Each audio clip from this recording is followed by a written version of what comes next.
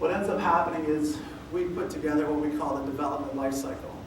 So you get hired right off the bat or you get promoted, you have new competencies. So if I'm an assistant, I've been moved up to a supervisor, I have new requirements for that position. What does this person do from 6 to 6? If we look at an assistant subsea, a chief mechanic, a roustabout, a roughneck, any position, what does that guy really do on tower?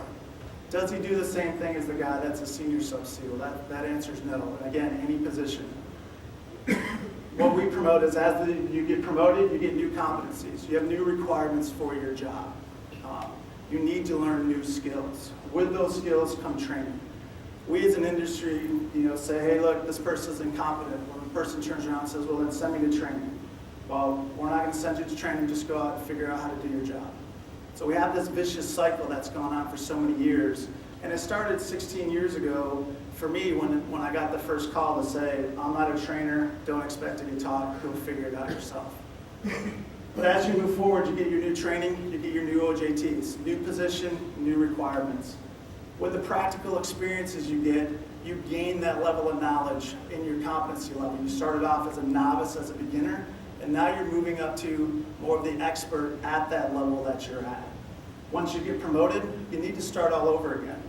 When I was working on the rig as a senior subsea, I had the opportunity to be moved into the office of the technical field support.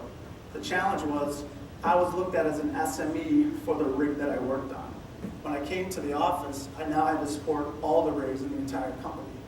My level of competency for these other OEMs was not to the same level, so I went back to go to training to try to learn these other systems because I was aware that I didn't have what I needed to have to support the other rigs.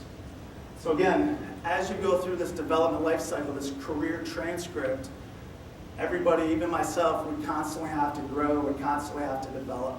I like to kind of call this either your professional development or your personal development. Always trying to challenge yourself to get better and to grow.